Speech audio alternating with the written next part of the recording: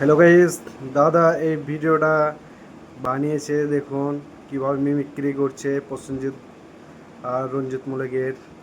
দেখুন আপনারা। ওই চিরঞ্জিত দা, পাঁপড় দাও। আর আজ আমি কোয়েলের বিয়েতে তোমাদের জন্য বেশি কিছু করতে পারিনি রে, কারণ আমি গরিবের ছেলে। তাই আমি তোমাদের জন্য একটু পাঁপড় ভেজেছি। আরে তোমরা খাও পাঁপড় ভাজা, খেলে পাবে অনেক মজা। আরে মায়েরা, আরে বোনেরা, পাঁপড় নাও, পাঁপড়। এটা কি পাঁপড় না সারা কি কাপড়? এটা কত শুধু ডাল ভাত তো খেলা হবে, মুরগির মাংস তো কে খাবে? আবার একমাত্র মেয়ে কইলে বেঁচে কত কষ্ট করে নিজের একটা মাংস রান্না করেছে তোমাদের সবাইকে খাবাবো বলে। আরে তুমি খাবারটা নষ্ট করছো, তোমাকে চাপ করে ছাত্র দোষ কামড় করতে অপমানা। তুমি মিষ্টি দাও। হারামজাদা, আরে তখন থেকে দেখছি যে একটার পর একটা মিষ্টি মুখে ঠুসে যাচ্ছে।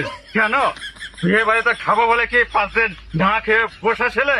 হে নাও, আর দেবো, আরো নাও। কিন্তু এই মিষ্টি যদি নষ্ট হয়েছে তাহলে আজকে তোমাকে মেঝেতে ফেলে ঠুসে ঠুসে এত রসগোল্লা খাবো যে তোমার রস আমি বার করে দেবো।